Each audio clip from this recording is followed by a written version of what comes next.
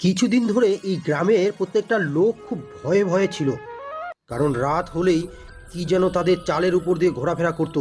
একদিন কমল আর কমলের বউ রাতে ঘুমিয়েছে। এই তুমি কি ঘুমিয়ে গেলে নাকি?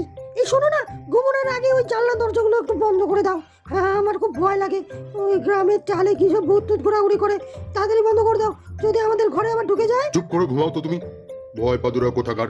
আমি এসবের ভূত টুতের ভয় টয় পাই না। আর আমার চালে যদি এসে কোনোদিনও এরকম করে, তাহলে আমি নিজে লাঠি নিয়ে গিয়ে ওকে তাড়া করব, দেখবে মজা। একটু রাত বাড়তেই চালে যেন কেমন ভূতের চলার আওয়াজ পাওয়া গেল। তোমার মুখের কথা এত নোংরা, তুমি বলতেই আমাদের চালে আজকে ভূত এসে হাজির হলো। আরে গাধা বউ, একটু চুপ থাকো। তুমি শুধু আমার উপরে চিৎকার করতে পারো। দাঁড়াও, আমি এই ভূতকে আমি এক্ষুনি এর ব্যবস্থা করছি।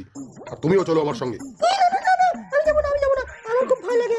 ওরে বাবারে, তুমি যাও, তুমি যদি পারো ভূতকে তাড়াতে, তুমি যাও, আমি যাবো না। বউয়ের ভয় পাওয়া দেখে রাজু নিজেই রওনা হলো চালের দিকে ভূতকে তাড়াতে। চালে আসতেই রাজু দেখে তো অবাক, আরে এখানে তো একটা মুন্ডু কাটা ভূত তার মুন্ডুটা হাতে নিয়ে দাঁড়িয়ে আছে। ওরে বাপ রে বাপ! তুই চলে এসেছিস, আমি আমার শিকার পেয়ে গেছি।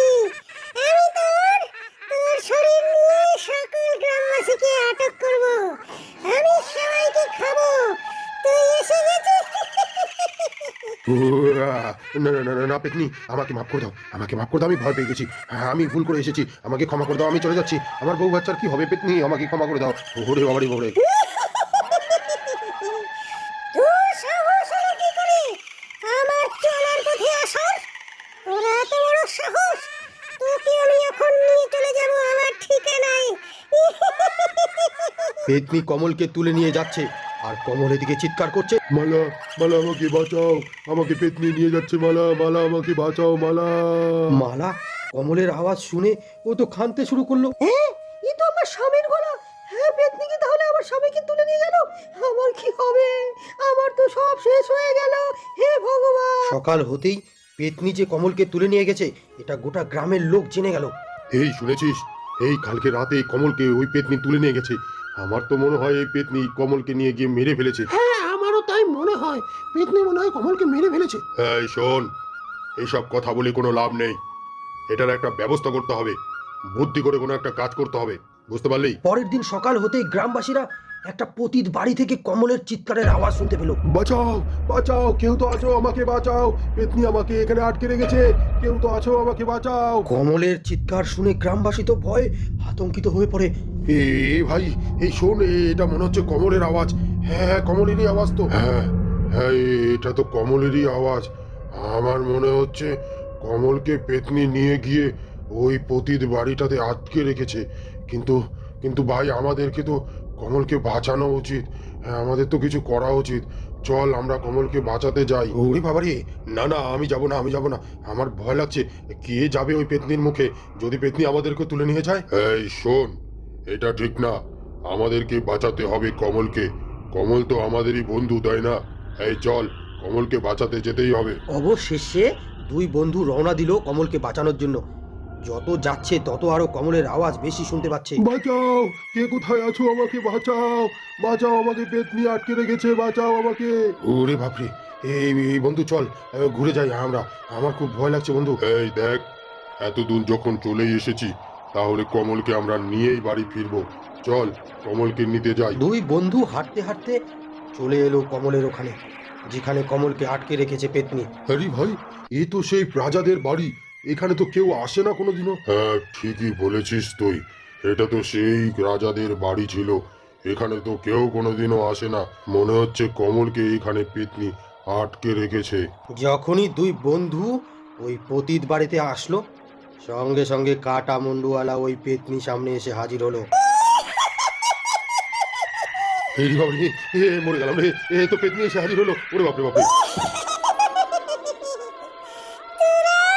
তোরা কমলকে বাঁচাতে এসেছিস, আমি তোদেরও খেয়ে নেব কমলের মতন।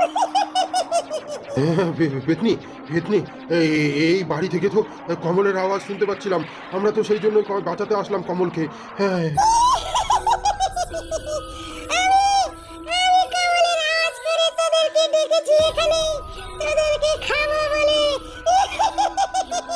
আমি যখন কমলকে নিয়ে আসি তখন তোরা সকলে জেনে গেছিলি আমি যে কমলকে নিয়ে যাচ্ছি। এটা আমিও বুঝতে পেরে গেছিলাম। আমি জানি তোরা আর কেউ ছাদের উপরে আসবি না, তাই আমি তোদেরকে ধরার জন্য এই ফাঁদ পেতেছি। পেতনি এই দুজনকেও ধরে নিয়ে গেল কমলের মতন সেই পতিত বাড়ির ভেতরের দিকে। এদিকে গ্রামবাসী এইসব খবর সব জেনে গেল। গ্রামবাসীরা চিন্তায় পড়ে গেল। আরে ভাই, কি করা যায় বলতো? এইভাবে চলতে থাকলে তো গ্রাম পরিষ্কার হয়ে যাবে। এক এক করে কতজনকে নিয়ে গেল পেতনি। আমাদের তো এইভাবে বসে থাকা চলে না। ঠিকই বলেছো ভাই। এইভাবে তো আমাদের বসে থাকা চলে না। কি করা যায় বলো তো? এইভাবে থাকলে তো আমাদের গ্রামের প্রত্যেকের লোককে নিয়ে যাবে পেতনি। এই শোনো, ওই জঙ্গলের পাশে একটা তান্ত্রিক থাকে। চলো আমরা ওই তান্ত্রিক বাবার কাছে যাই। কিছু না কিছু একটা ব্যবস্থা তো হবেই। হ্যাঁ চলো ওই তান্ত্রিক বাবার কাছে যাই। দুজনে মিলে পেতনির হাত থেকে বাঁচার জন্য ওই তান্ত্রিক বাবার কাছে রওনা হলো। হাঁটতে হাঁটতে তান্ত্রিক বাবার কাছে এসে হাজির হলো। তান্ত্রিক বাবাকে সব খুলে বলল। তান্ত্রিক বাবা ধ্যানে সব বিষয়টা জানলো। তান্ত্রিক বাবা বলল, হ্যাঁ, ওখানে একটা কাটা মুন্ডুওয়ালা পেতনি আছে, যে সকলকে ধরে নিয়ে গিয়ে ওই পতিত বাড়ির মধ্যে আটকে রেখে আস্তে আস্তে করে কামড়ে কামড়ে খায়। কিন্তু কিন্তু এই পতিত বাড়ি থেকে এই পেতনিকে দূর করতেই হবে। চলো সকলে, আমি যাচ্ছি। আমি গিয়ে ওই পেতনিকে ওই পতিত বাড়ি থেকে চিরতরে মুক্তি করে দেব। এরপর তান্ত্রিক ওই দুইজনকে নিয়ে সেই পতিত বাড়ির দিকে রওনা হলো। হাঁটতে হাঁটতে তারা পতিত বাড়ির কাছে এসে হাজির হয়েছে। তান্ত্রিককে দেখে পেতনি এসে হাজির হলো।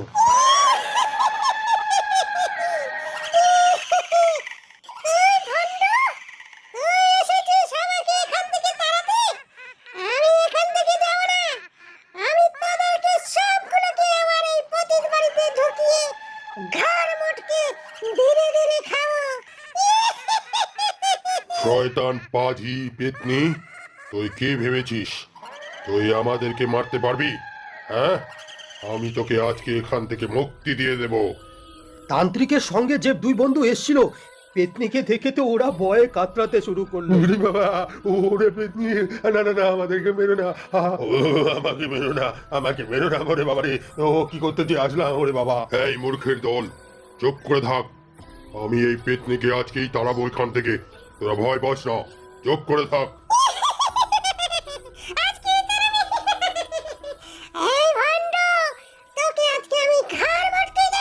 পেতনির কথা শুনে তান্ত্রিক বাবা খুব রেগে গেল। তান্ত্রিক বাবা রেগে গিয়ে তার দৈব শক্তি বার করে পেতনির উপরে হামলা করলো। তুই আমাকে মেরে ফেলবি? দাঁড়া দেখাচ্ছি, এই নে। তান্ত্রিক বাবা রেগে গিয়ে তার দৈব শক্তি দিয়ে ওই পেতনিকে ভস্ম করে দিল। আর পেতনির আত্মা শান্তি পেল।